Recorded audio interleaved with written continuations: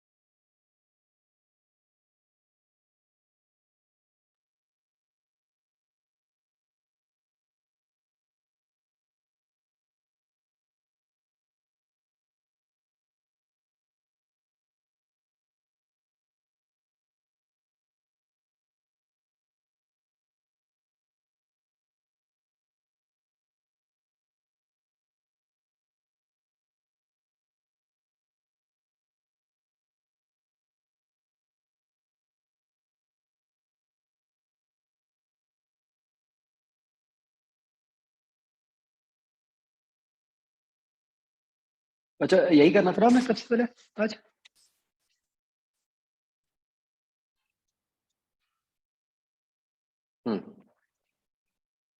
बताओ बच्चों इसमें।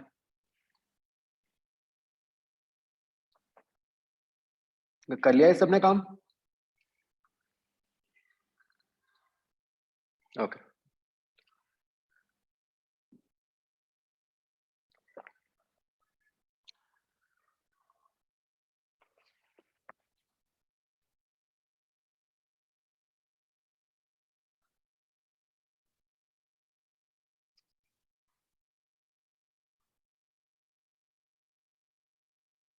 Okay, fifth question. An observer is moving towards the stationary source of sound. तो अगर ऑब्जर्वर जा रहा होगा तो बच्चों दो तरीके से समझ सकते हो आप। एक तो फिजिकली समझ सकते हो आप कि भाई क्लियरली ऑब्जर्वर उसको अच्छा ठीक है। Fifth is done. फिर इसके बाद ninth. Observer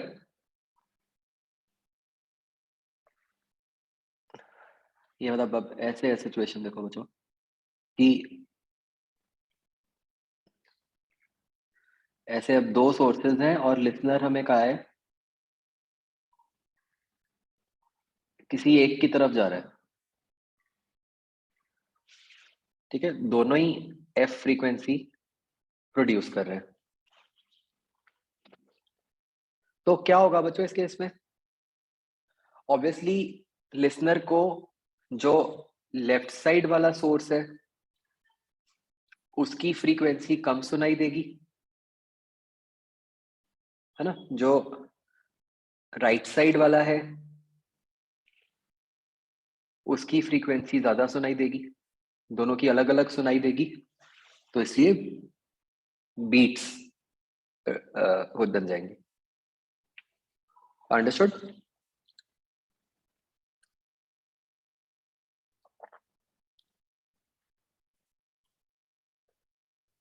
okay.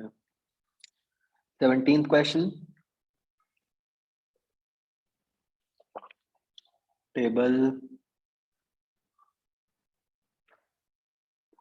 the minimum frequency heard by a listener standing at a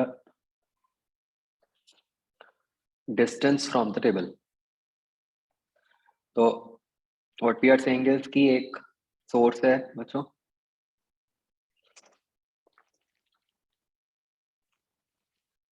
वो ऐसे एक सर्कल में घूम रहा है। ठीक है, उसकी स्पीड आपको पता चल गई omega R. Minimum frequency heard by the listener standing at a distance.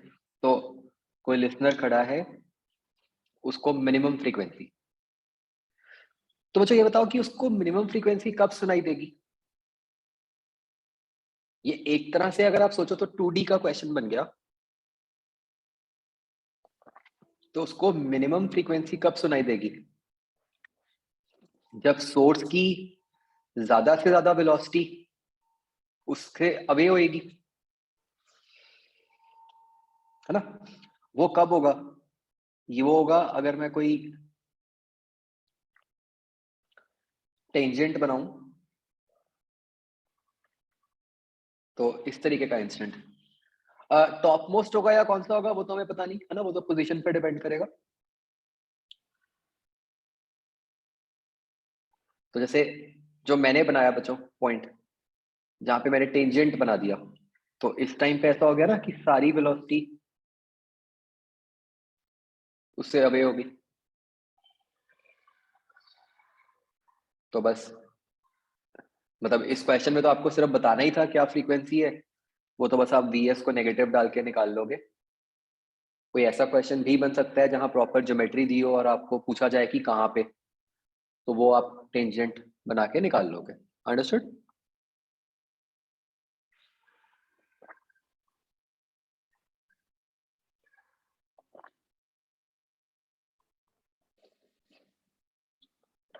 Clear हो गया बच्चे?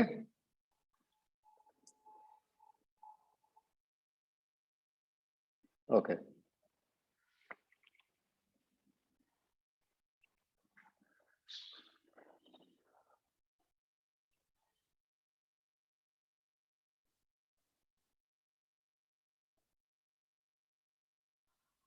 24. Siren emitting is going away from a static listener with a speed this much. The frequency of sound to be heard directly from the siren is. अच्छा बस simple, बस आपको ये निकालना है कि सायरन से जो साउंड सुनाई दे रही है ना।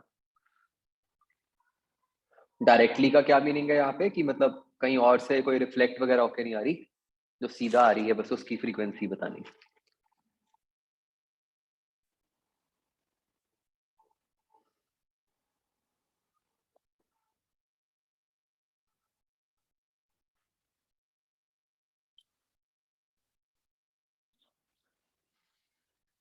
21 सीधा बस फॉर्मूला में डाल दो। इसमें v basically v speed of sound.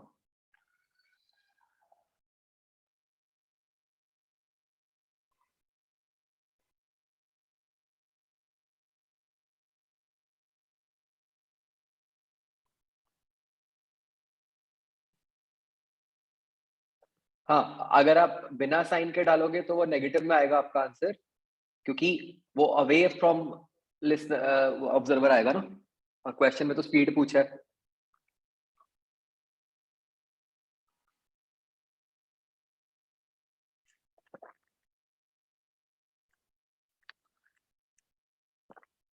Okay बच्चों मेरे पास एक डाउट है कि अगर सोर्स की speed equal to speed of sound हो जाए फिर क्या होगा। तो ये जो फॉर्मूला होता है अपना ऐसे होता है ना, v plus v m minus v l upon v plus v m minus v s. तो आप ये देख सकते हो कि अगर आपका v s equal to v हो जाएगा तो ये इनफाइनाइट हो जाएगा। तो ये डॉपलर ना इतनी हाई स्पीड्स के लिए एप्लीकेबल नहीं होता, मतलब this is applicable only for speed less than speed of sound.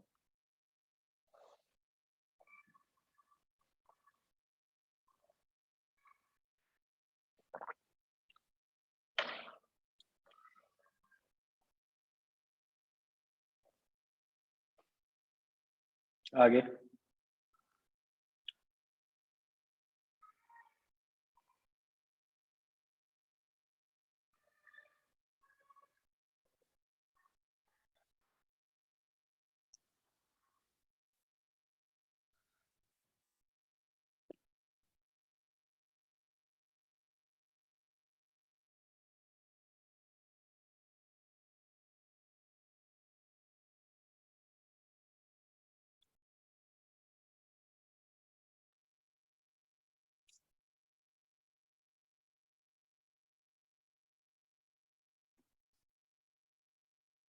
25th question में बच्चों अगर आप देखो तो यहाँ पे जो vs है वो क्या है, ट्रेन की स्पीड, और जो vl है वो भी वही है, ट्रेन की स्पीड।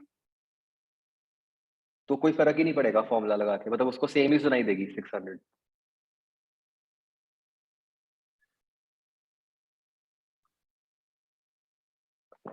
एंड इसको भी बिना फॉर्मूला के भी कर सकते थे कि आप ऐसे सोचो कि जो ट्रेन का इंजन है जहां से साउंड प्रोड्यूस हो रही है, वो मैन के हिसाब से तो रेस्ट पे ही है ना, क्योंकि दोनों की स्पीड सेम है, तो इसलिए फ्रीक्वेंसी सेम ही सुनाई देगी।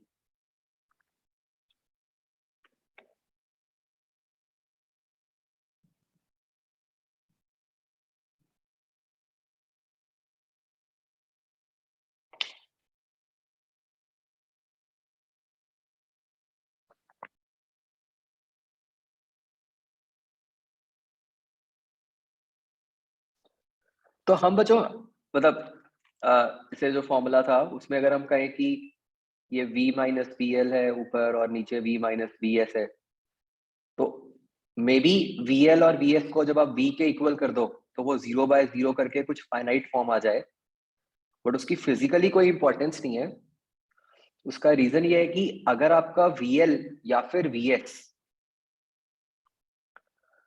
जैसे अगर आपका वी एल जो है वो v के इक्वल हो गया, उसका मतलब क्या हुआ कि जो लिसनर है वो साउंड की स्पीड से मूव कर रहा है। उसका मीनिंग क्या हुआ कि उस तक तो साउंड पहुंचेगी ही नहीं, है ना। तो फिर वहां, तो इसलिए उसकी कोई सेंस नहीं बनती physically.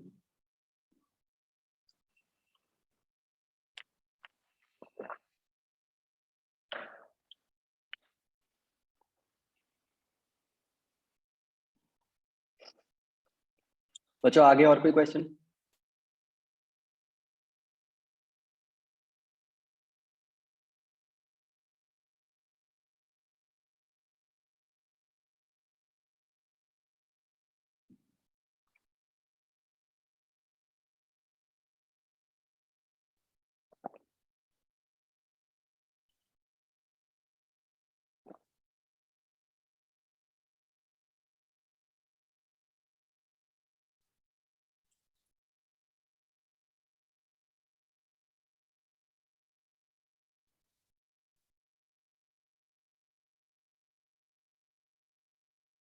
We s equal to v का फिजिकली क्या मीनिंग हो जाएगा कि मान लो ये सोर्स है, ये लिसनर है, तो व्हाट दिस मीन्स इज कि प्रैक्टिकली जब, कि मतलब जब सोर्स ने जो डिस्टरबेंस प्रोड्यूस की फर्स्ट, जितनी देर में वो फर्स्ट डिस्टरबेंस पहुंची लिसनर तक, उतनी देर में वो सोर्स ही पहुंच गया वहां तक ना। सोर्स लिसनर के साथ कोइंसाइड ही कर गया।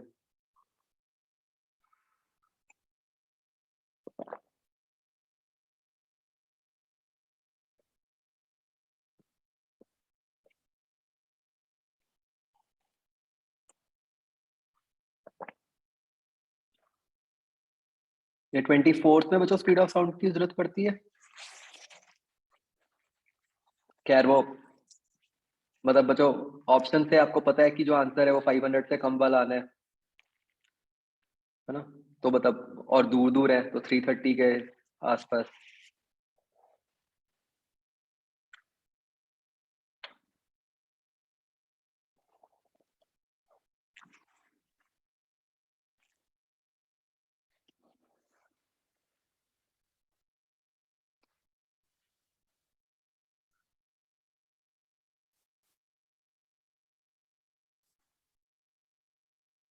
8th question, source of sound.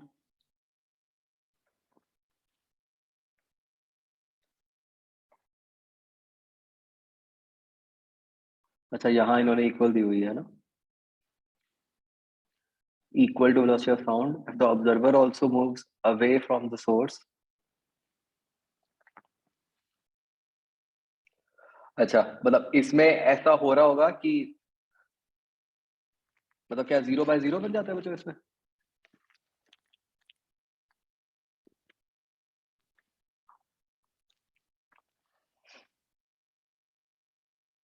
यहाँ पे सोर्स बी से मूव कर रहा है और लिसनर भी बी से मूव कर रहा है ना, तो वी एस वी एल दोनों पॉजिटिव है, तो आपका ऐसे बन गया f is equal to f naught, तो v minus v upon v minus v. अच्छा तो बच्चों इज इट की इसमें भी मतलब कैंसिल करके आंसर वही बन गया, तो वो ठीक है, वो जबरदस्ती आंसर निकालने वाली बात हो गई।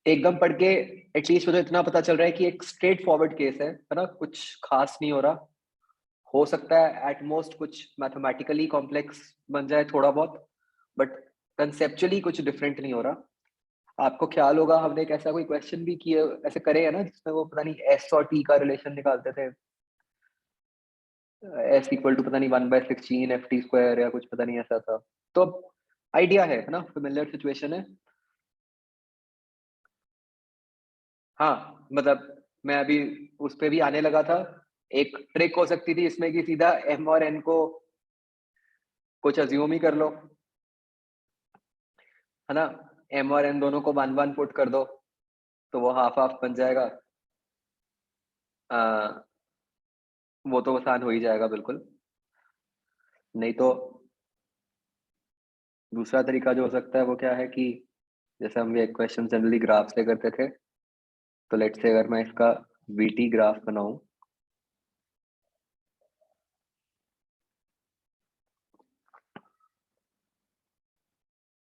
तो ये वी हो गया जो मैक्सिमम स्पीड है।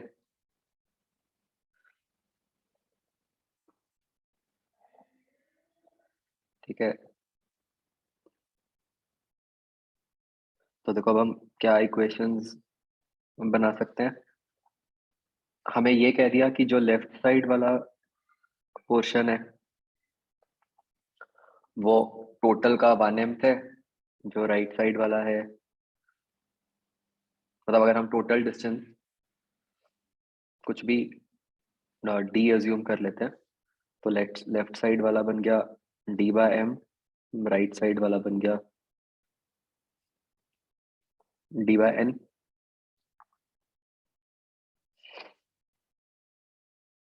डिस्टेंस,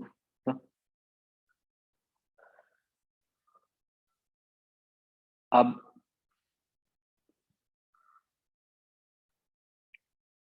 लेट से बच्चों ये वाला टाइम जो है वो कुछ t1 है।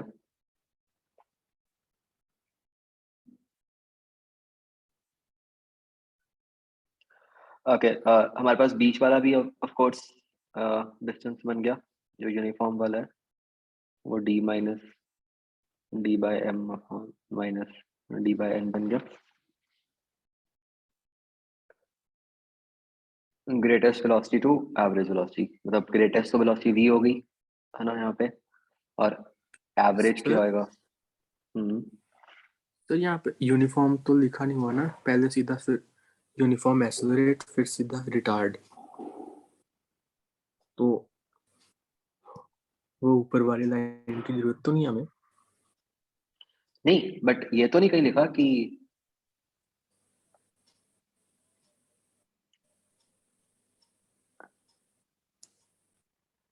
नहीं मतलब ये तो बीच वाला तो होगा ही होगा पोर्शन।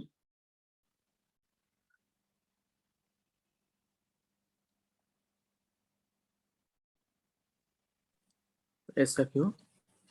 मतलब फिर तो सेंस नहीं बनेगी ना, फिर तो मतलब वो यही कह देते हैं कि हाँ रिमेनिंग डिस्टेंस के लिए यूनिफॉर्मली रिटार्डेड है, तो ये कह रहे हैं कि 1 nth के लिए रिटार्डेड है।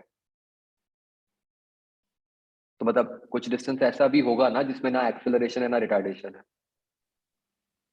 Okay sir. हम्म।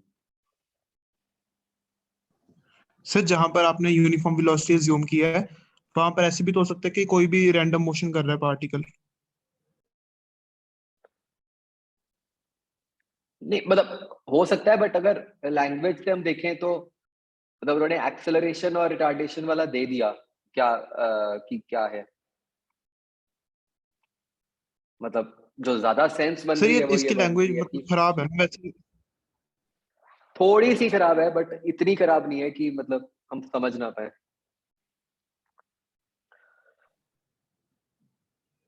Okay sir. मतलब छोड़ने वाला तो नहीं था क्वेश्चन, स्ट्रेट फॉरवर्ड सा है सारा कुछ, उसको सॉल्व कर दो। ठीक है, इसके आगे तो बस अब ग्राफ से आपका सॉल्व हो ही जाएगा बच्चों।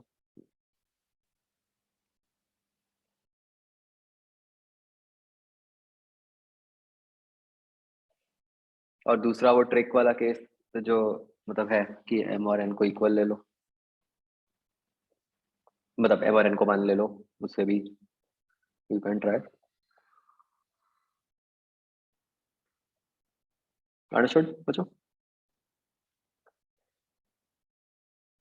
आगे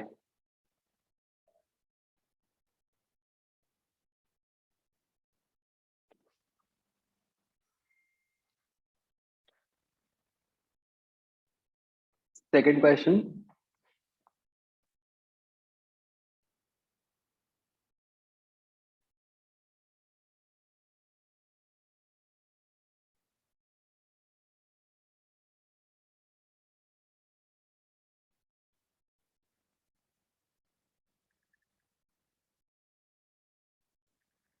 एक मिनट।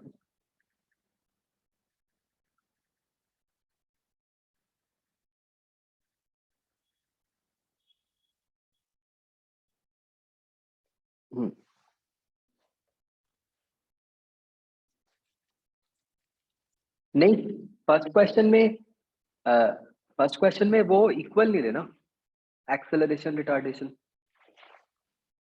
ये कहीं नहीं कहा आपको। अगर आप वो इक्वल मान लोगे तो उसका मतलब तो ये हो जाएगा ना कि आप m इक्वल टू n कह रहे हो।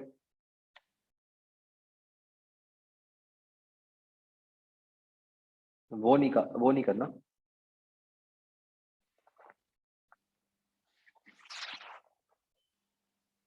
Second question, a rod AB moves towards the origin of a fixed rectangular coordinate system always perpendicular to the bisector of angle x or y with velocity v.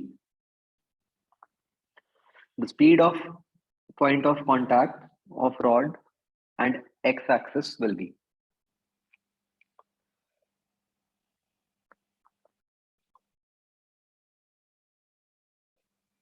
तो बच्चों मतलब समझना क्या था कि जो रॉड है आपकी वो ऐसे मूव कर रही है, मतलब थोड़ी देर में वो रॉड जो है वो इस तरह आ जाएगी। इसीलिए उन्होंने क्वेश्चन में ऐसे लिखा है, speed of point of contact of rod and x axis.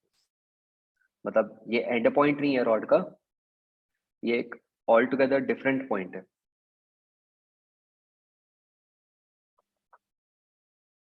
तो कुछ भी नहीं है, आपको तो सिंपली ये निकालना था कि जैसे अगर आप ये हम रॉड की दो पोजीशंस लें कि अगर ये डिस्टेंस v है तो हॉरिजॉन्टल डिस्टेंस कितना।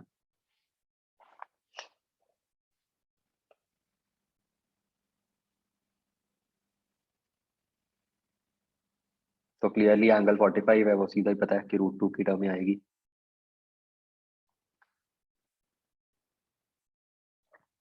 आगे बचो।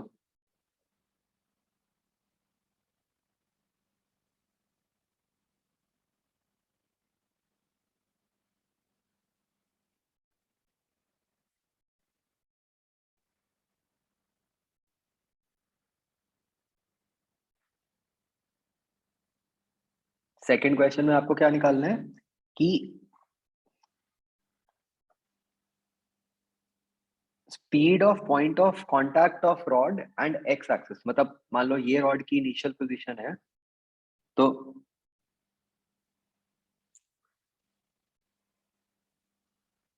थोड़ी देर बाद रॉड यहाँ पे आ गई ऐसे, तो आपको ये जो रेड वाला पॉइंट है उसकी स्पीड निकालनी है।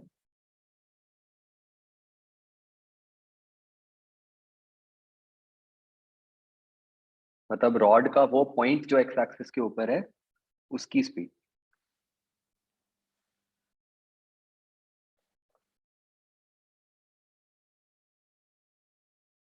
Third question,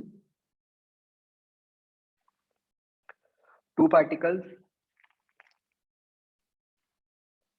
A and B जो है डिस्टेंस डी पे है, t इक्वल टू 0 पे मूव करना शुरू किया कि b की वेलोसिटी हॉरिजॉन्टल के अलोंग है,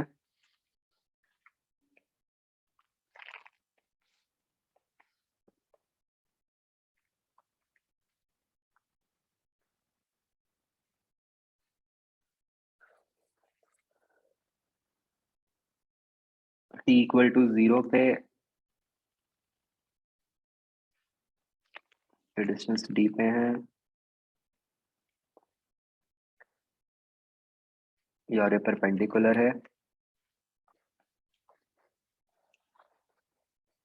एंड आपको कहा है कि velocity v of a continuously aimed at p। इसका क्या मतलब है बच्चों?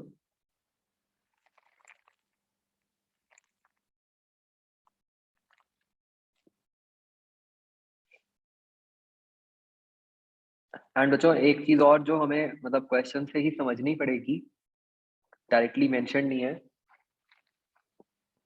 कि जो मैग्नीट्यूड्स है बच्चों u एंड v के, वो कांस्टेंट है ना? उनमें कोई चेंज की बात नहीं की हुई। तो अब किसी भी टाइम t पे बच्चों क्या हो जाएगा कि मान लो जो b है वो यहां पहुंच गया,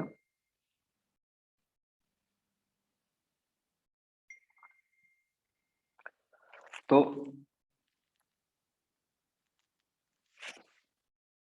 a भी कहीं ऐसी जगह होगा सच दैट a की जो वेलोसिटी है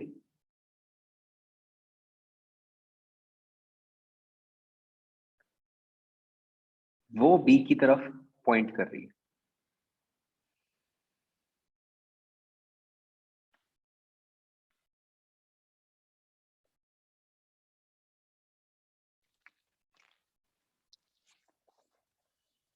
ठीक है, a ने जितना भी मूव किया है, हमें हमें ये नहीं पता, बट हमें ये पता है कि जिस इंस्टेंट पे मैंने a दिखाया है, तो a की वेलोसिटी b की तरफ पॉइंट कर रही होगी।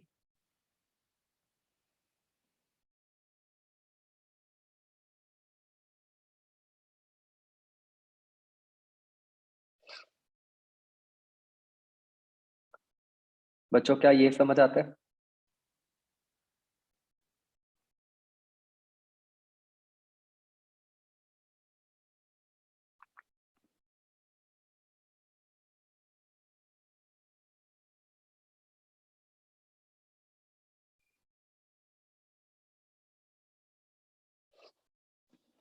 ओके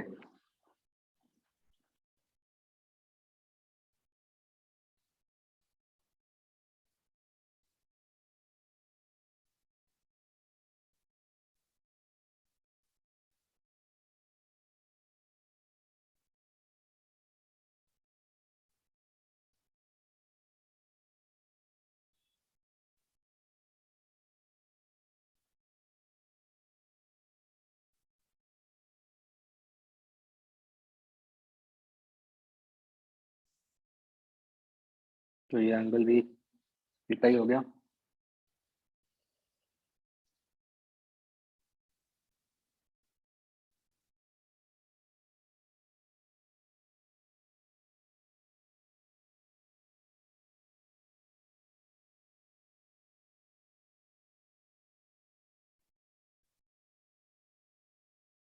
तो ये अच्छा क्वेश्चन है।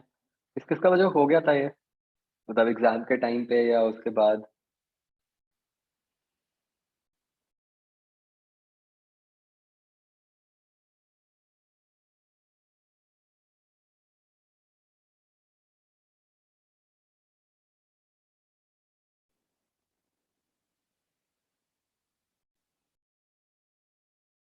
हाँ ये किसी ने मेरे से पूछा भी था, हाँ मेरे ख्याल है।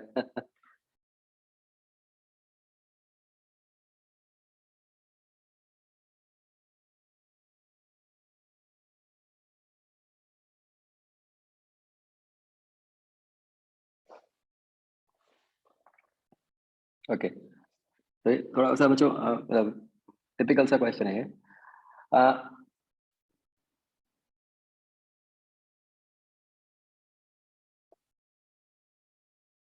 ये बताओ बच्चों कि इस केस में अगर हम देखो, एक बात समझने वाली ये है कि अगर मैं बिल्कुल जनरल एक्स वाई में लिख दूंगा सारा कुछ, तो बहुत सारे वेरिएबल्स आ जाएंगे, एक्स वाई थीटा, उनको आगे सॉल्व करना बहुत मुश्किल हो जाएगा। कहीं ना कहीं तो हम जो करना चाह रहे हैं वो ये है कि पार्टिकल्स को मीट करवाना है, उसका टाइम निकालना है। तो कुछ ना कुछ रिलेटिव वेलोसिटी का कंसेप्ट यहाँ पे लगाया जा सकता है।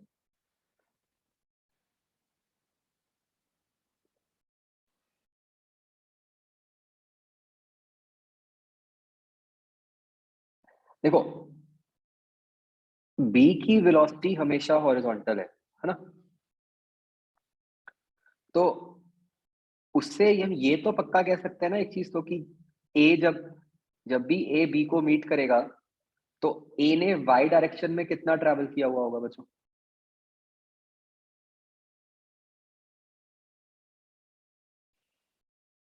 है ना?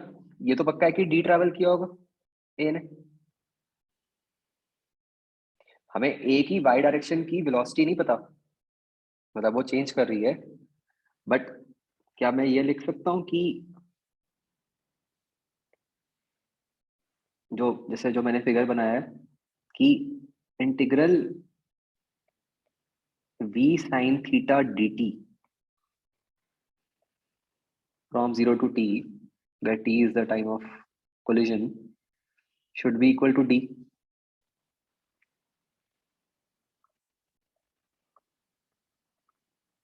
ये मानते हो बच्चों? ऑफ कोर्स मैं इसको आगे कुछ नहीं सॉल्व कर पा रहा क्योंकि मेरे को मेरे पास थीटा और टी का कोई रिलेशन नहीं है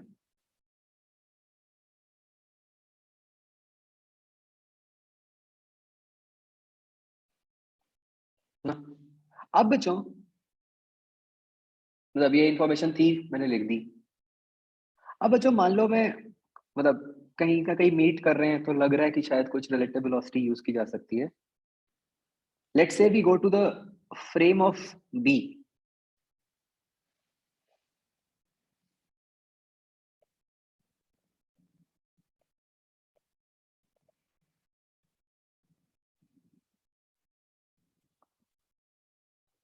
बच्चों बी को क्या दिख रहा है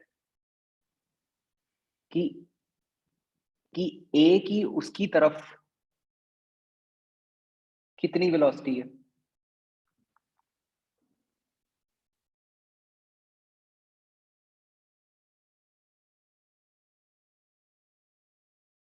बी को अगर मैं रेस्ट पे लेके आऊं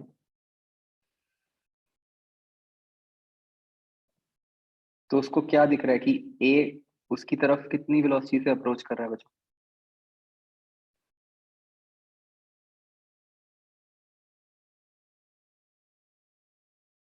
क्या ये velocity v minus you cos theta है बच्चों?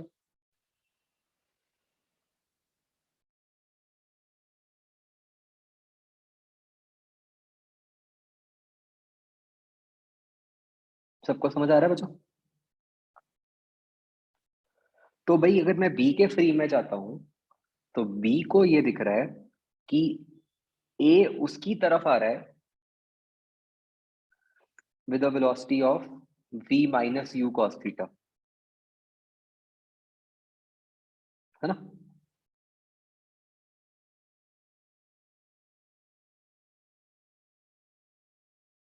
मतलब मैंने सिर्फ उस वेलोसिटी की बात की है जिस वेलोसिटी से ए बी की तरफ आ रहा है। दूसरी वेलोसिटी भी होएगी but we are not bothered with that. मतलब इनफैक्ट हम अगर बिल्कुल लिख ही देते बी के फ्रेम में, अगर मैं सारी की सारी रिलेटिव वेलोसिटी लिख दूं तो ए की वेलोसिटी के दो कंपोनेंट्स होंगे। एक कंपोनेंट तो टुवर्ड बी हो गया जो कि v minus you cos theta हो गया। दूसरा कंपोनेंट बच्चों किधर को आएगा?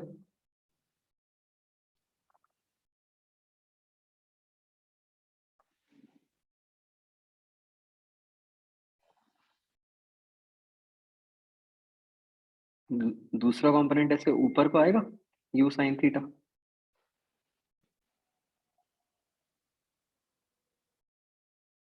है ना? तो b को दो वेलोसिटीज दिख रही हैं a की। एक वेलोसिटी तो उसकी तरफ जो कि v minus you cos theta है, और एक वेलोसिटी उसके परपेंडिकुलर जो कि है u साइन थीटा।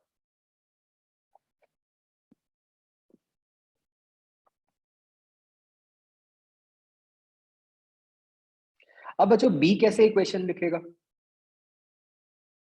बी के हिसाब से इस इंटीग्रल की क्या वैल्यू हुई? v minus u cos theta, ये वेलोसिटी है उसकी तरफ, तो this dt from 0 to t, ये क्या है?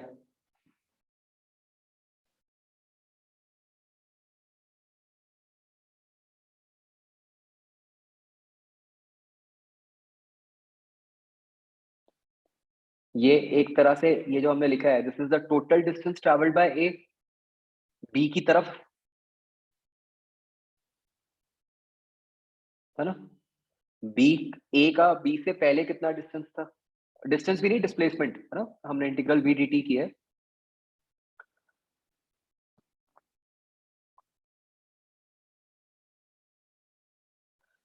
तो क्या ये वैल्यू बच्चों d ही होगी?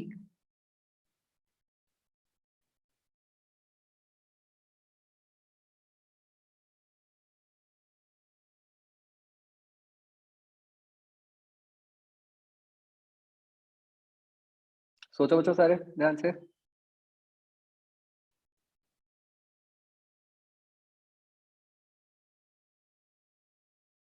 जो आंसर करो सब, यस नो।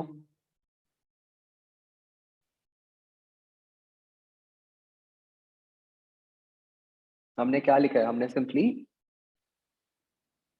मतलब ए की वेलोसिटी लिख दी in the direction of B, towards B. तो बी को तो यही दिख रहा है ना कि भाई पहले में ए जो है मेरे से डी दूरी पे था, और अब वो मेरे पास इस वेलोसिटी से आ रहा है v minus you cos theta से, तो उसने कितना डिस्टेंस ट्रैवल किया होगा भाई?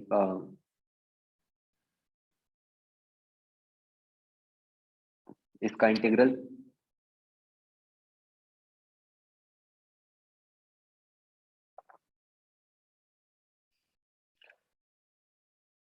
और बच्चों ये जो दूसरा इंटीग्रल बनेगा, ये क्या बन जाएगा? u साइन थीटा dt, उसके बारे में हम क्या कह सकते हैं? From integral 0 to t, b के फ्रेम में ये है डायरेक्शन जो कि मतलब परपेंडिकुलर होगी, perpendicular to the line joining A B.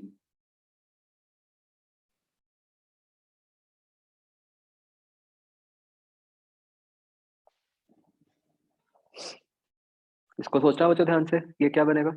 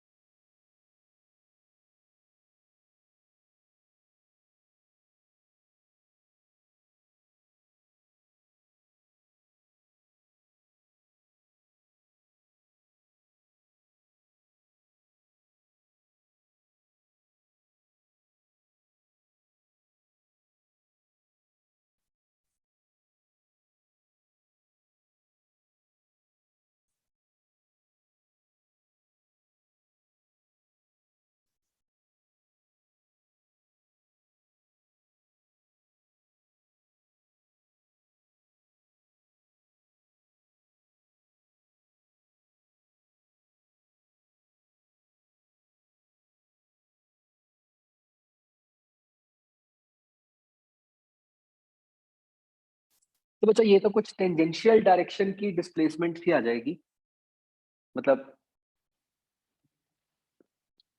उसकी कुछ फिजिकल सिग्निफिकेंस नहीं है अगर आप ध्यान से सोचो। मैंने मतलब इसीलिए पूछा था कि आपके माइंड में शायद ये आएगा कि वो जीरो होगा। आप ये सोचो बच्चों, वो जीरो होगा कि नहीं होगा?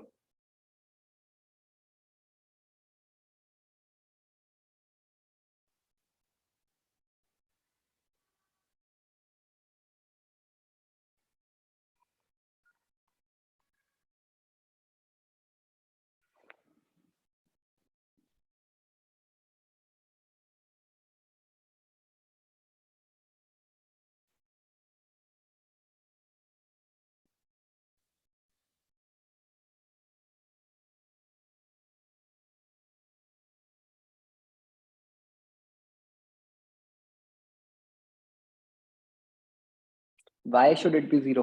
सोच के देखो।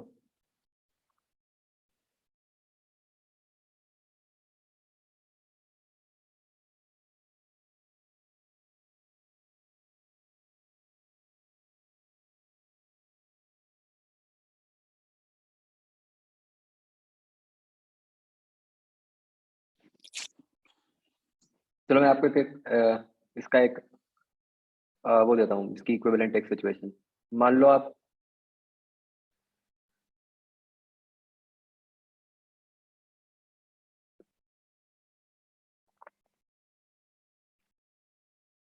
एक सेंटर है, सेंटर के अबाउट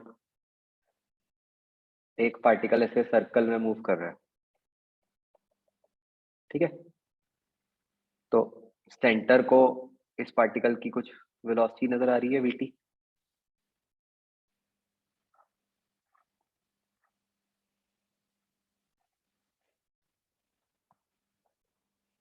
ठीक है, और मतलब एक उसकी वेलोसिटी कुछ फॉर अ मिनट मान लो अंदर को भी है, लेट्स से कुछ वी डैश।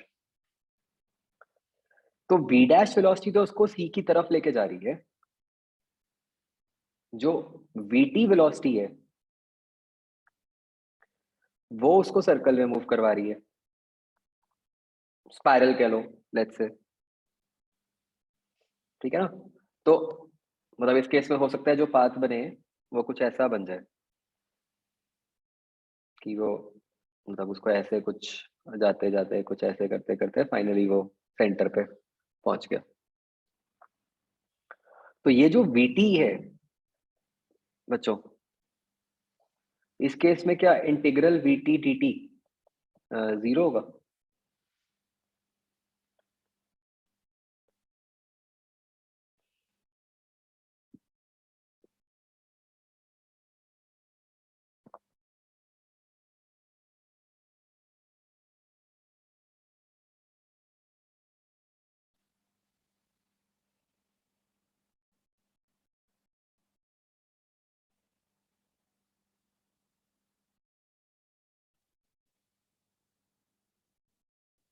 बोलो बच्चों।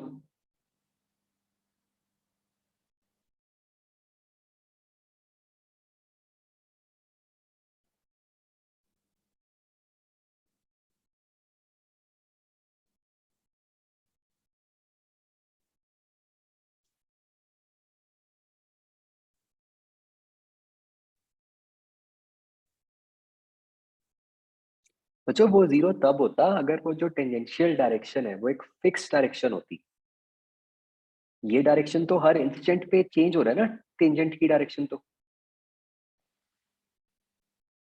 वो तो ऐड होता जाएगा। अगर वो फिक्स्ड कोई एक्स वाई डायरेक्शन होती, मतलब अगर आप ये निकाल रहे होते कि integral v y d T,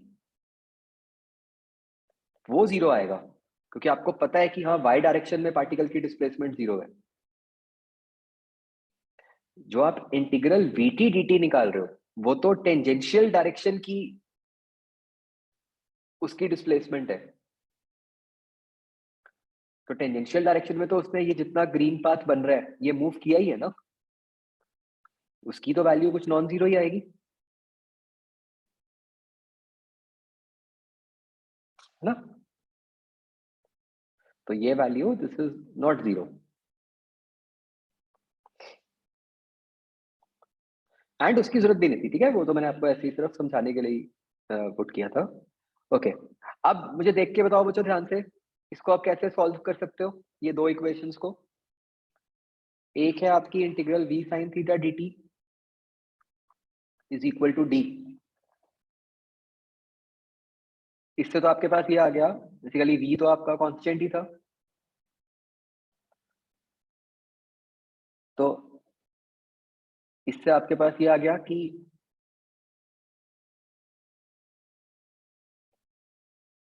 sign theta dt from 0 to t is equal to d by v, है ना। मुझे कुछ अजीब सा ही आया, मतलब एग्जैक्टली अभी भी एकदम माइंड में नहीं आएगा कि क्या किया जाए। और अगली इक्वेशन से क्या आ रहा है, v t minus u into integral cos theta dt।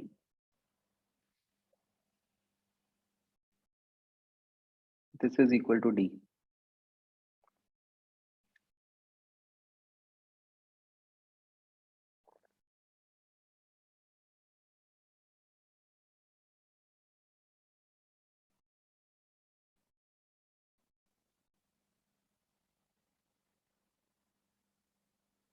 इसका कुछ किया जा सकता है बच्चों, देखो।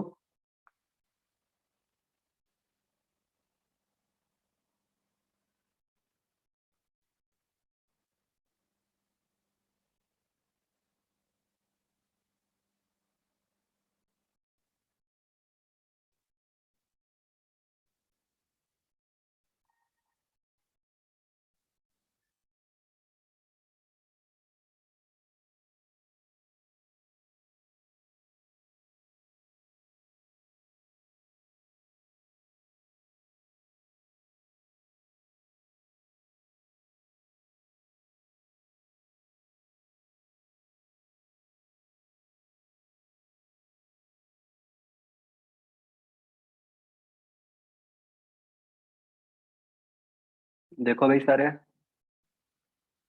कुछ ट्रिक लगाई जा सकती है इसमें।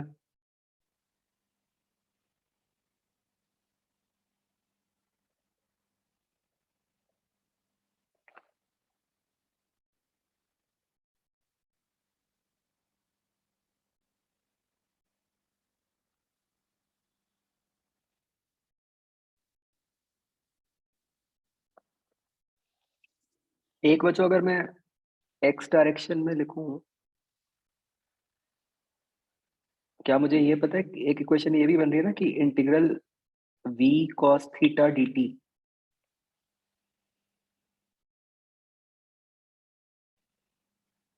From 0 to t।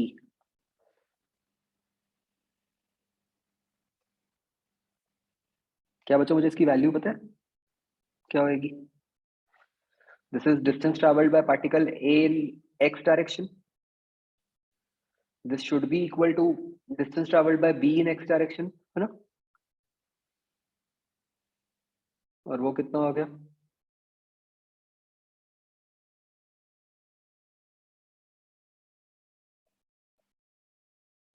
u into t. इससे काम बन जाएगा। तो आपको यहाँ से ये पता चल गया कि इंटीग्रल कॉस थीटा dt जो है उसकी वैल्यू क्या है, u into capital T by V. तो बच्चों लेफ्ट साइड वाली इक्वेशन की भी आपको कोई जरूरत नहीं थी, ये जो मैंने लिखी है। तो इक्वेशन ठीक है, कोई काम नहीं था। तो अब यहाँ पे आप सब्स्टिट्यूट कर सकते हो सीधा, देखो V T minus U into integral cos theta D T क्या बन गया, U T by V. This is equal to D, है ना। इसको आप सिंप्लीफाई करके यहाँ से टी निकाल सकते हो।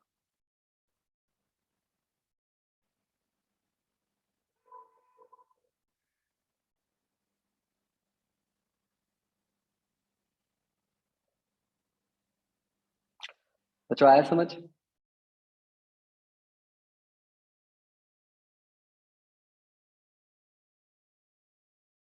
तो मतलब फाइनली हमें ये समझ आया कि ये कौन सी दो इक्वेशन से अपना काम चल गया, एक तो रिलेटिव डायरेक्शन वाली और एक एक्स डायरेक्शन वाली।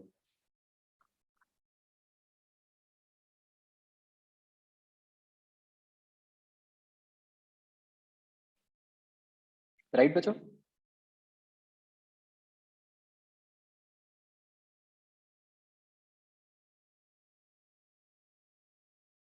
वैसे बच्चों आपको क्या करना चाहिए था एग्जाम में, ऑब्वियसली इतना कुछ तो नहीं कर पाते, है ना?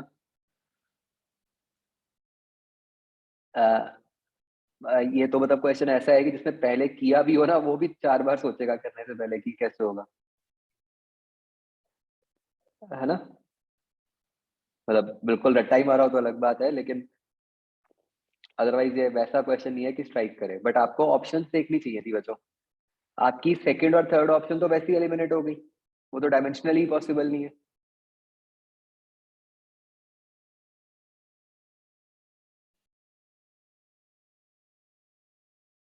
है ना? और फिर ए और डी में बहुत आसान था सॉल्व करना एलिमिनेशन से। कैसे? यू को 0 कर दो। भी अगर हम यू 0 कर दें तो भी तो वही केस बन गया कि ए हमेशा बी की तरफ जा रहा है, और आंसर क्या बनना चाहिए था? D by B. वो सीधा बन गया।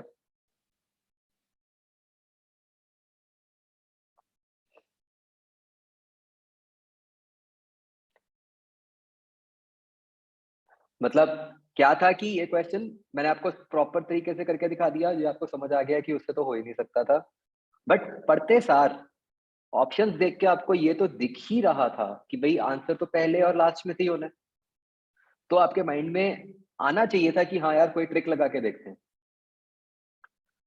है ना? इट वॉज नॉट एक्सपेक्टेड कि आप इस मेथड से करो। तो ये ट्रिक से बच्चों बहुत फायदा हो जाता है थोड़ा सा, अगर आप उस तरह मतलब सोचा करो कि हाँ भाई सीधा वैल्यू सब्स्टिट्यूट कर दी।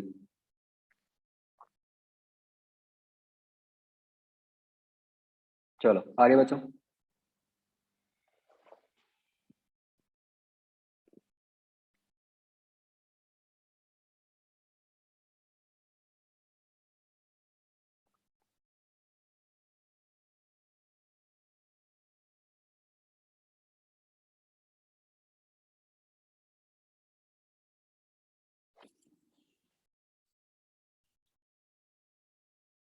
Sixth question.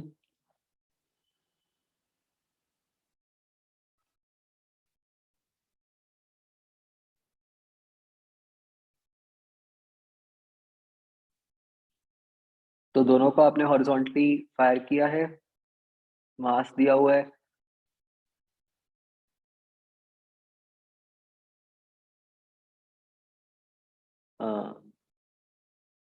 कोलाइड कर गए, फिर स्टिक कर गए, और आपको कहा है कि सी पे। तो सिक्स्थ में आपको क्या करना था इसमें? देखो सिक्स्थ क्वेश्चन तो बच्चों सिंपली इस बात पे बेस्ड है कि भाई हाँ आपको ये दिख रहा है कि कोलिजन हो रहा है, राइट? कोलिजन हो रहा है का क्या मतलब है कि अगर मैं ये ए की और बी की वेलोसिटीज लिखूं, आप ए के फ्रेम में चले जाओ।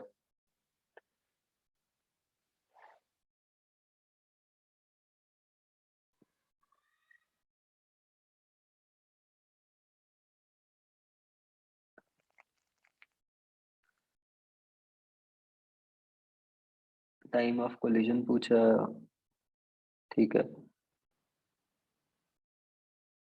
तो आपको एक एक आपको ये दिया हुआ है कि उनके बीच में डिस्टेंस 10√3 है। आपको ये वाला हॉरिजॉन्टल वर्टिकल डिस्टेंस बताना है, राइट?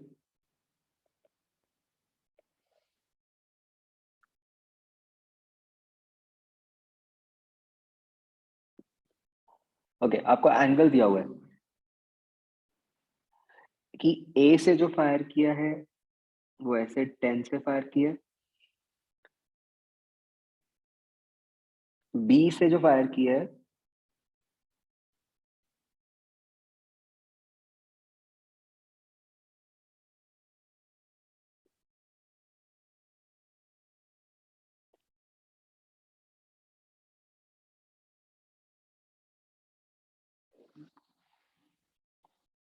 वो ऐसे 60 डिग्री विद द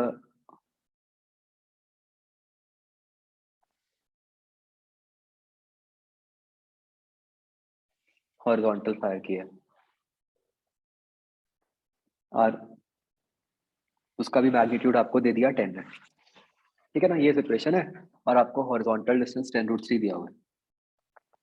तो अब बच्चों अगर कोलिजन हो रहा है, इसका मतलब क्या है कि ए के फ्रेम में ए को क्या दिखना चाहिए कि बी की रिलेटिव वेलोसिटी किधर को है,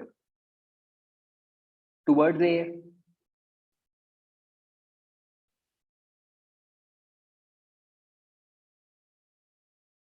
है ना। तो ये आप निकाल सकते हो, बी की तो आपको वेलोसिटी के कंपोनेंट्स ही आ गए, देखो 5 इधर को हुई और 5√3 नीचे को हुई। तो जब आप ए के फ्रेम में चले गए तो उसको क्या दिखेगा कि ए रेस्ट पे है, उसको बी की क्या वेलोसिटी नजर आएगी, एक्स डायरेक्शन में आएगी, ऐड हो जाएगी 15, वाई डायरेक्शन में आएगी नजर 5√3।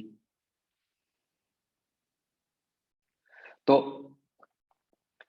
सिंपल है, एक्सलरेशन तो नजर नहीं आनी, ये आपको डिस्टेंस हॉरिजॉन्टल बताया हुआ है कितना है 10√3। तो एक्स डायरेक्शन में आपकी इक्वेशन क्या बनी, 15 into T is equal to 10√3, यहाँ से टी निकल आया। वाई डायरेक्शन में क्या बनेगी, 5√3 into T is equal to distance T, तो यहाँ से डी निकल आया। आगे बचो। सर हम्म, सर यहाँ पे हम ट्रिग्नोमेट्री लगा सकते हैं कि जौन सा वो एंगल 60 डिग्री है, उससे फिर हम 60 इनिशियल एंगल है, वो फाइनल एंगल नहीं है। सर डिस्टेंस के लिए तो निकाल सकते हैं हम। ना, ओके सर।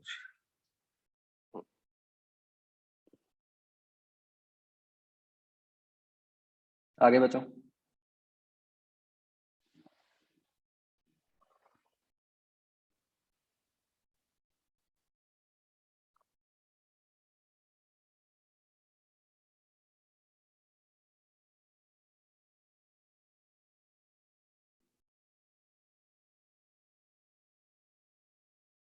टेंथ क्वेश्चन तो बचो सारी कंडीशन आपको दी हुई है,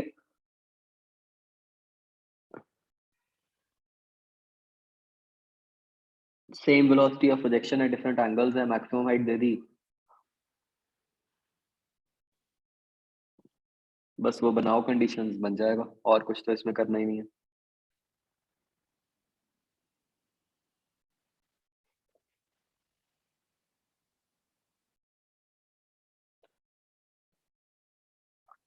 मतलब हो सकता है एकदम आपको ऐसा लगेगा कि इसमें आंसर नहीं बन रहा, बट मतलब बट इतनी सिंपल इक्वेशन है, मतलब कि वो मैथमेटिकली ही कॉम्प्लेक्स किया गया हो सकता है और कुछ है ही नहीं।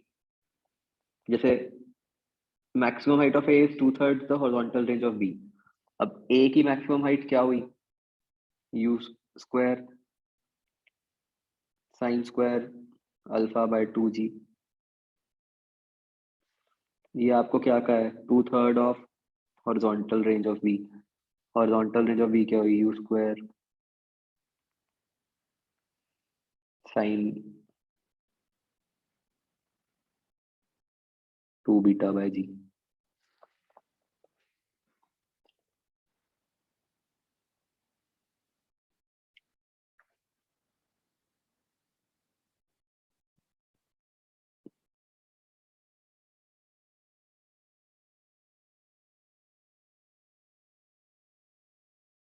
तो अब इक्वेशन तो यही बननी है, ले देखे ना, तो u² कट गया,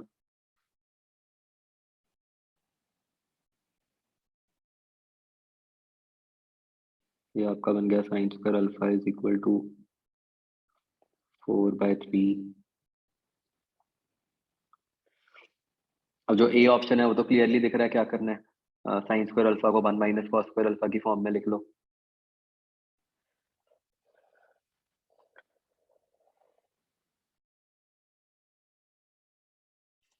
राइट। अब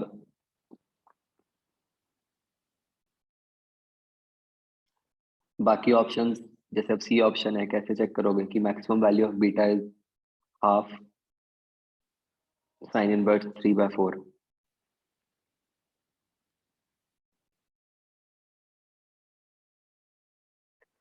ये तो ए ऑप्शन से ही निकल आएगा ना।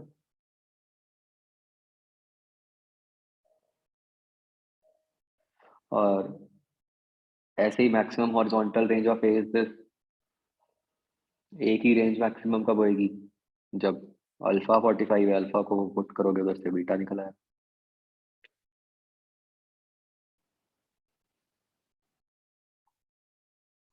ये क्या मुश्किल है यार, ये तो बोनस क्वेश्चन होना चाहिए।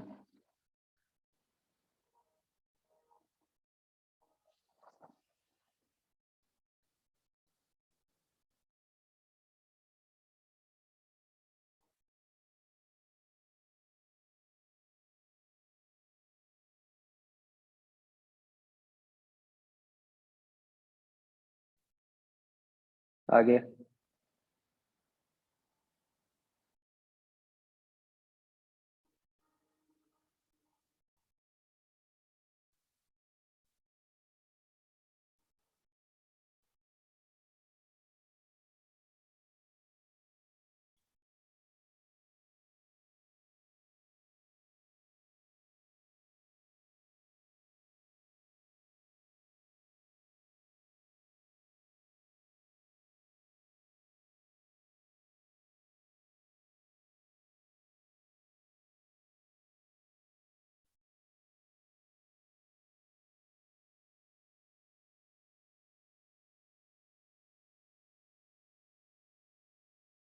हाँ बच्चों, और कोई?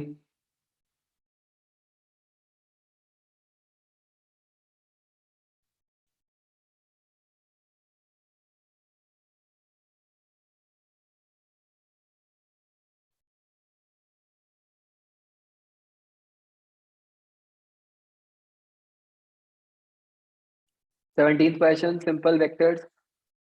5 वेक्टर्स का जो सम है वो आपको पता चल गया कि कितना है, ईस्ट की तरफ है। अब ए को हटा दो तो बाकी 4 का पता चल गया किधर को है। बी को हटा दो तो जो उसके अलावा बचेंगे उनका पता चल जाएगा। वो सिंपल एडिशन सब्ट्रैक्शन ही करनी है, आंसर निकल आएगा।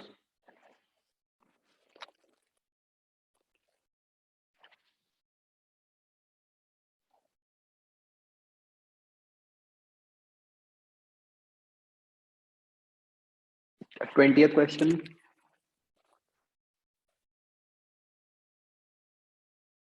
two particles were projected from some height simultaneously in horizontal direction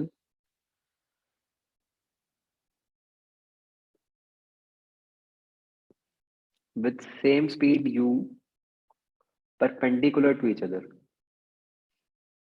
The time after which their velocities make angles 60 degree with each other is k u by g. Find the value of k. इसमें बच्चों थोड़ा सा language को समझना है। आपको कहा है कि उनको किसी हाइट से प्रोजेक्ट किया है हॉरिजॉन्टली और परपेंडिकुलर टू ईच अदर। ये कैसे पॉसिबल होगा बच्चों? मान लो किसी हाइट h से प्रोजेक्ट करना है, दोनों को हॉरिजॉन्टली कैसे प्रोजेक्ट किया जा सकता है?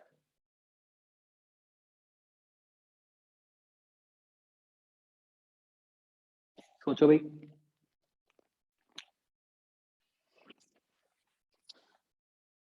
हाँ, वो 3D में चला जाएगा काम कि अगर एक की स्पीड u इधर को है तो दूसरे की speed u into the plane होगी।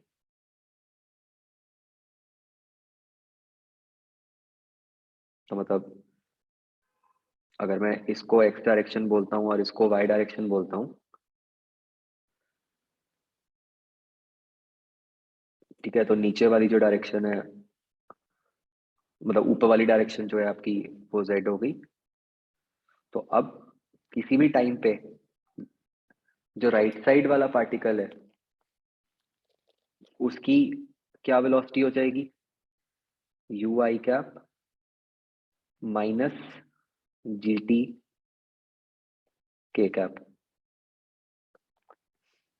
और जो जिसको y में प्रोजेक्ट किया है उसकी वेलोसिटी हो जाएगी U J cap minus GT K cap. ठीक है, तो अब आपने इन दोनों वेक्टर्स के बीच में जो एंगल है वो 60 डिग्री करना।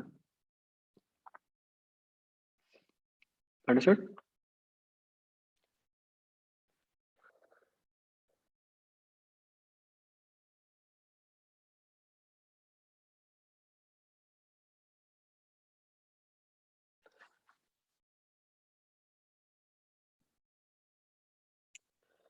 तो बच्चों आपने इस टेस्ट में ये देखा होगा कि स्टार्टिंग में क्वेश्चन थोड़े खतरनाक थे, है ना? शुरुआत थोड़ी है खतरनाक, जैसे फर्स्ट में भी हो सकता है कुछ लोगों ने कुछ गलती की हो, सेकंड थोड़ा सा ट्रिकी था,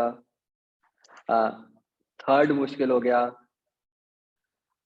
मतलब फोर्थ पे जाके थोड़ा साहस आएगा कि हाँ भाई चल ये तो आता है करना, है ना? ठीक है, फिफ्थ आसान हो गया, फिर सिक्स्थ ये स्टैंडर्ड केस है कॉम्प्रिहेंशन वाला,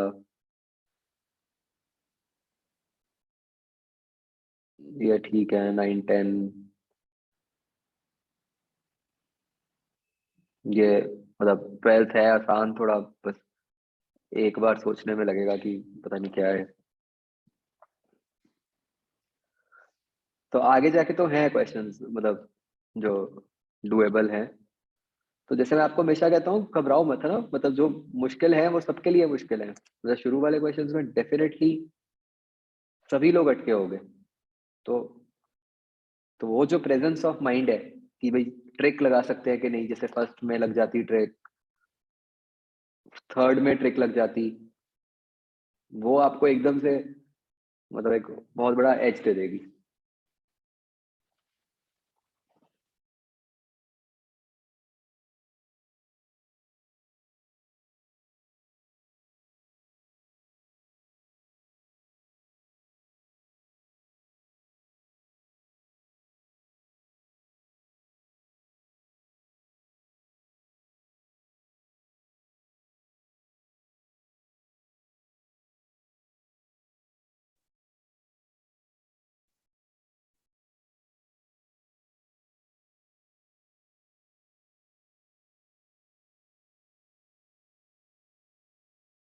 अच्छा, 11th क्वेश्चन तो सिंपल रिलेटिव वेलोसिटी का क्वेश्चन है।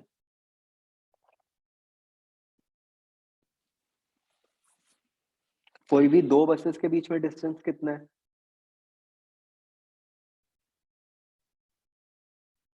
VB into T.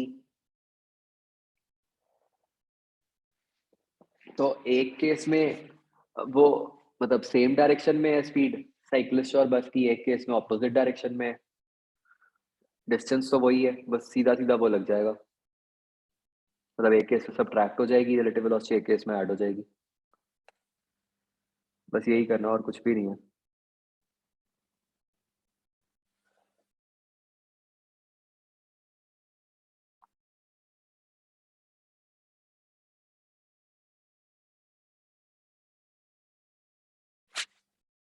फोर्थ बच्चों,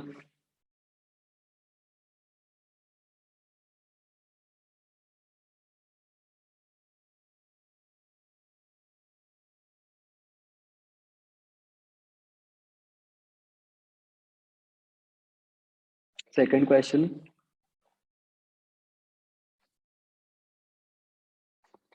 बस अंडरस्टैंडिंग ऑन क्रचेस। आपको कहा है कि force exerted on each crutch by the ground is directed along the crutch।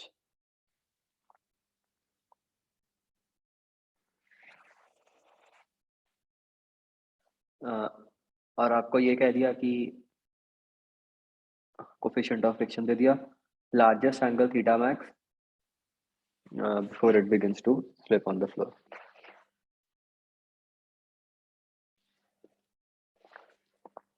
तो देखो जो कैसा एफपीडी हुआ इस केस में पर्सन का, कि ये जो पर्सन है इसके ऊपर एक फोर्स mg लग रही है ऐसे, और आपको कहा है कि जो ग्राउंड फोर्स लगा रहा है, जो basically resultant of normal and friction है, वो आपको कह दिया कि वो अलोंग द क्रच है, मतलब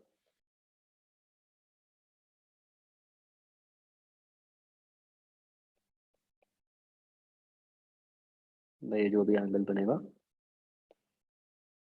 नेट फोर्स उसके अलोंग है। तो हम इसको ऐसे भी कह सकते थे कि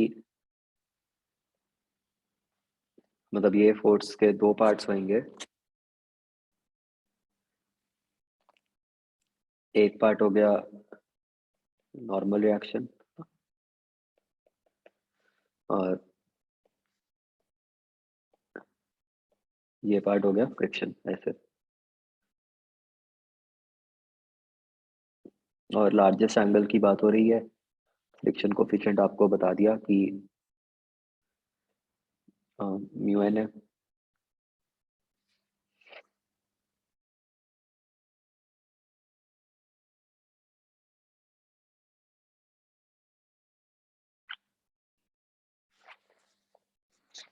तो यहाँ हमारी क्या कंडीशंस बन गई कि 2n is equal to mg,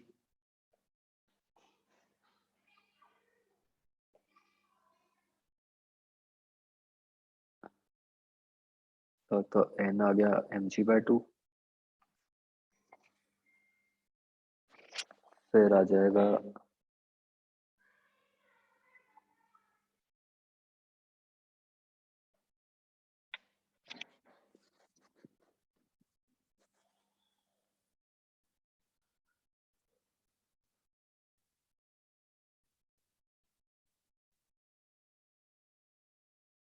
friction equal to mu N, तो वही गया।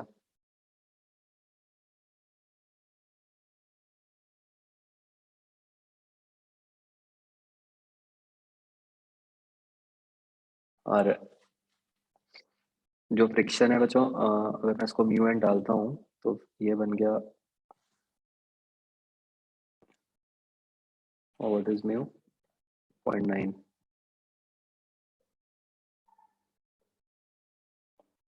0.9 इंटू mg/2।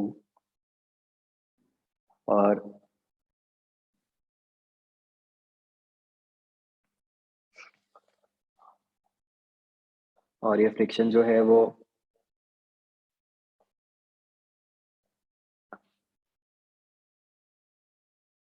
मतलब n tan थीटा भी बन गई,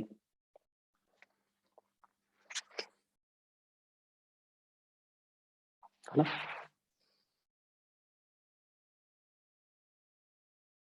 तो बस ये mg/2 वाली टर्म तो कटी गई, तो tan थीटा प्लस 0.9 आ गया। तो मतलब वो देखने में कॉम्प्लिकेटेड था बच्चों, था तो आसान से।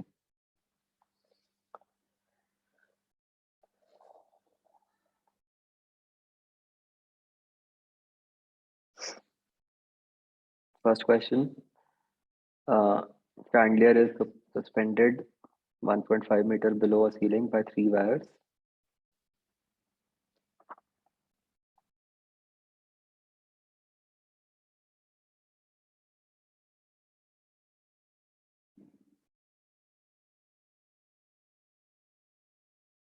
तो थोड़ा बस सिचुएशन ही समझना था इसमें आपको कि इसलिए 3D में हो रहा है, मतलब क्या हो रहा है कि ये जो आपका शैंडलियर है नीचे, this is supported by 3 ropes, 1 2 और ऐसी एक और रोप है।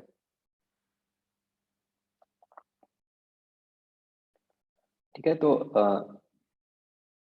मतलब आपको बस ये एंगल समझ आ रहा है कि ये 1.5 है और ये 2 है, तो हर रोप का वर्टिकल के साथ जो एंगल है ये थीटा आपको क्लियर हो गया। तो बस हमें तो क्या करना था, simple t cos theta into 3 is equal to mg।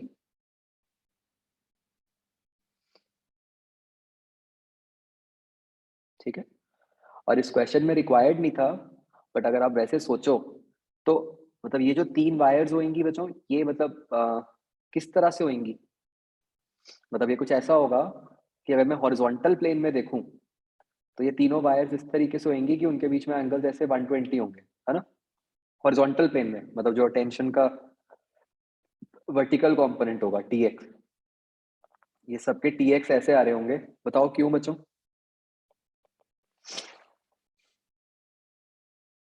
अगर इस तरह से होंगे तभी तीनों कट के कैंसिल होंगे ना।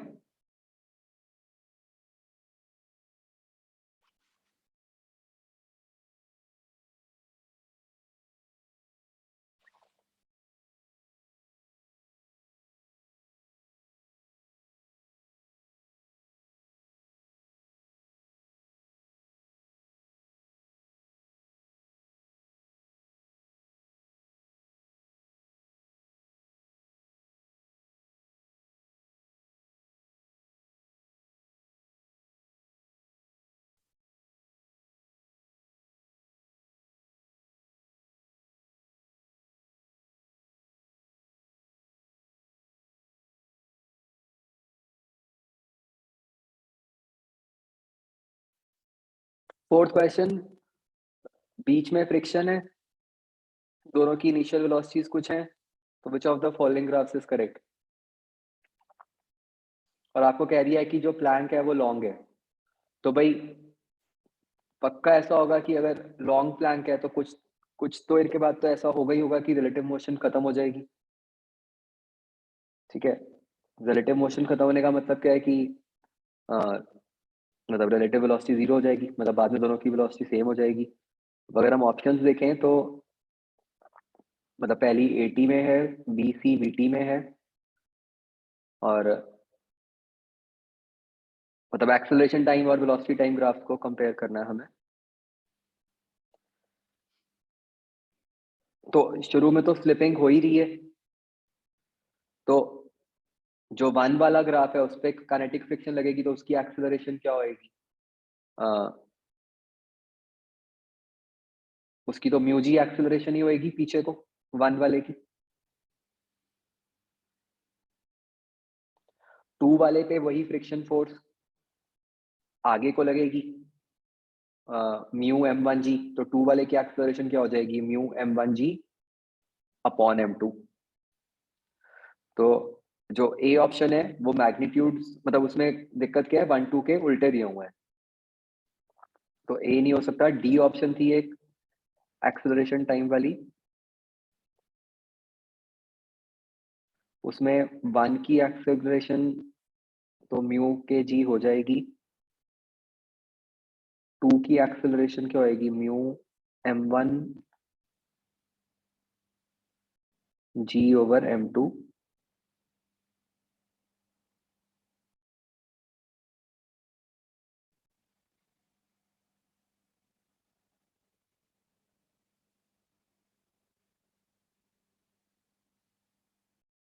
तो तो बताओ बच्चों ध्यान से सोच के कि दिक्कत क्या है ग्राफ में, डी क्यों नहीं है आंसर, क्योंकि सेम टाइम के लिए होगी, राइट। मैग्नीट्यूड्स उन्होंने इनिशियल तो ठीक दिखाए हैं, लेकिन गलत क्या दिखा दिया कि बाद में टाइमिंग अलग अलग दिखा दी, तो इसलिए एडी तो खत्म हो गए, अब बचे वीटी ग्राफ। वीटी ग्राफ में क्लियरली दोनों ग्राफ ये दिखा रहे हैं कि 1 की वेलोसिटी कम हो रही है, 2 की वेलोसिटी ज्यादा हो रही है। बस फर्क क्या है, बी ऑप्शन कह रही है कि 1 पहले ही अपनी उस वेलोसिटी पे पहुंच गया और उसके बाद उसकी वेलोसिटी कांस्टेंट हो गई। सी ऑप्शन कह रही है कि दोनों इकट्ठे ही आएंगी रिलेटिव वेलोसिटीज। अगेन ये भी बहुत आसान था बताना, भाई ऐसा हो सकता है कि 2 की वेलोसिटी चेंज हो रही हो और 1 की वेलोसिटी चेंज ना हो, तो हो ही नहीं सकता ना, फ्रिक्शन लगेगी तो दोनों पे लगेगी, दोनों पे लगेगी तो दोनों की वेलोसिटी चेंज हो रही होगी, तो इसका मतलब सी आएगा, मतलब हमें सॉल्व करने की भी जरूरत नहीं थी। ग्राफ्स वाले क्वेश्चन बच्चों मैं आपको हमेशा ही कहता आया हूँ, है ना, एलिमिनेशन से करो।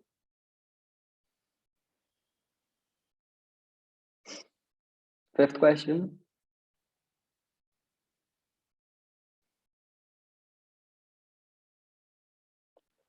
Astronaut floating weightlessly in space shakes a large iron block rapidly back and forth. She compares that to her moving it on Earth on a smooth horizontal surface. She finds that.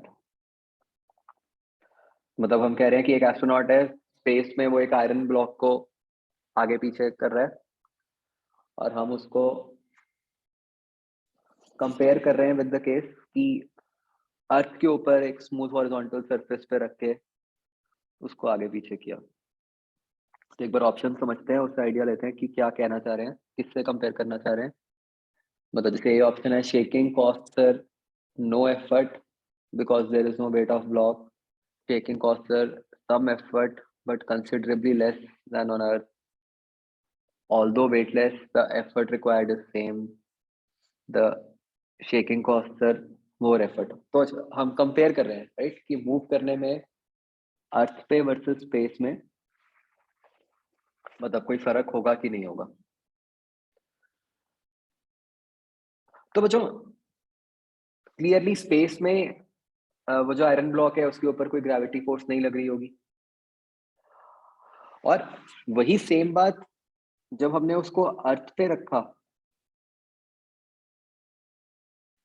Block को, तो वो भी उसका mg और normal balance हो गए, तो still इसके ऊपर कोई ग्रेविटी फोर्स नहीं लग रही। तो जो मूव करवाने में एफर्ट है वो तो सेम ही लगेगा, मतलब mg का तो कोई रोल ही नहीं आया ना दोनों ही केसेस में।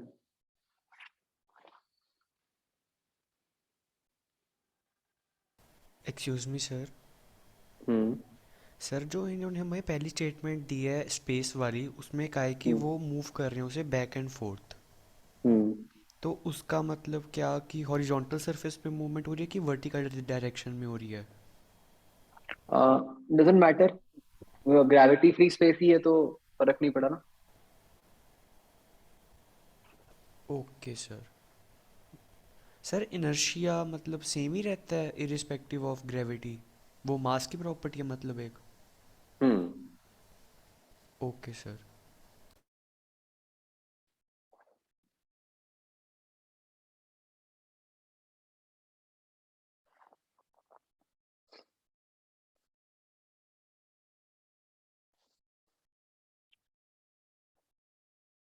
सेकेंड क्वेश्चन है बच्चों, अगर हम क्रच का एफबीटी बनाना चाहें तो वो कैसा होएगा।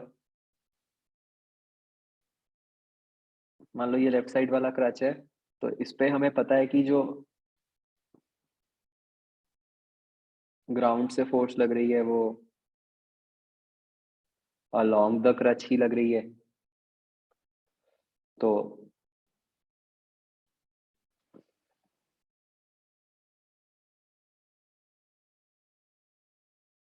मैं मुश्किल है बनाना, और इसकी जरूरत भी क्या है, क्रच का में भी खुद का कुछ mg होगा, एक जो मैन फोर्स लगा रहा होगा क्रच पे, वो जो भी फोर्स होएगी वो इन वाली फोर्सेस का रिजल्टेंट ही होएगी।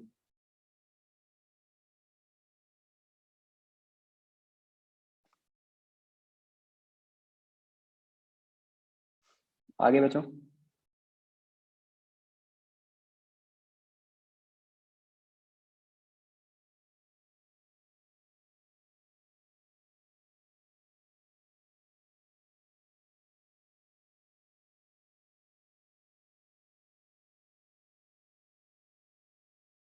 Effort means force.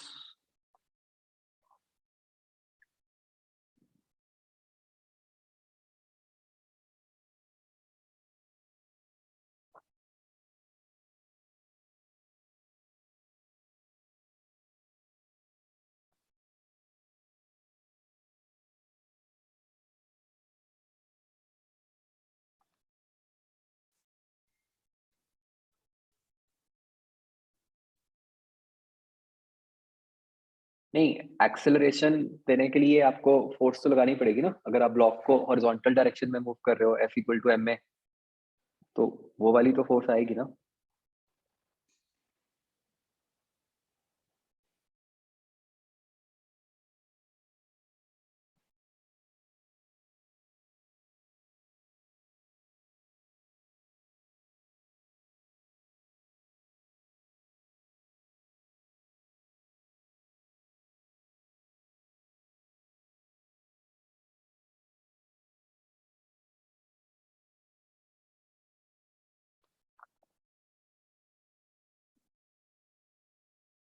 11th question बच्चों आप दो तरीके से कर सकते हो कि एक तो बिल्कुल अर्थ फ्रेम में कर लो। तो अर्थ फ्रेम में क्या होगा कि बोट पे फ्रिक्शन फोर्स पीछे को लगेगी, ब्लॉक पे आगे को लगेगी, तो आप दोनों की एक्सेलरेशंस लिख लोगे फ्रिक्शन की टर्म्स में, और आप वो टाइम निकाल लोगे जब दोनों की वेलोसिटी सेम हो जाएगी। दूसरा तरीका है कि आप बोट के फ्रेम में चले जाओ, तो बोट के फ्रेम में मास m की वेलोसिटी v0 लेफ्ट को हो गई, उस पर फ्रिक्शन फोर्स लगा दोगे आप। बट अर्थ फ्रेम में ही कर लो, बोट के फ्रेम में बोट की एक्सेलरेशन है तो वो फिर स्यूडो फोर्स भी लगानी पड़ेगी, तो जरूरत ही नहीं है।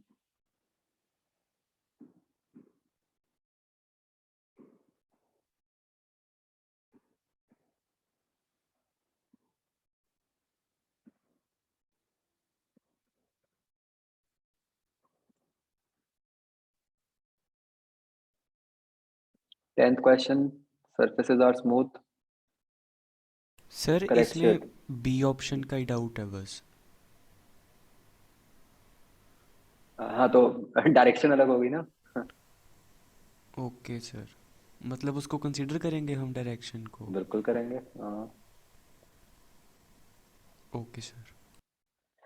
समझ रहे हो ना बच्चों, यहाँ पे मैग्नीट्यूड तो सेम ही होगा ए और बी की एक्सेलरेशन का, लेकिन डायरेक्शन अलग है, इसलिए ये बी ऑप्शन नहीं आएगी। हाँ?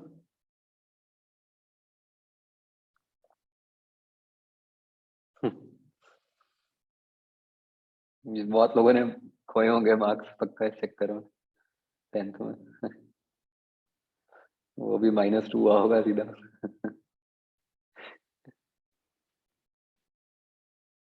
चलो भाई ठीक है बच्चों, टाइम हो गया। ये कल वाली क्लास में भी हम यही कंटिन्यू करेंगे, ठीक है, this along with SHM 3B।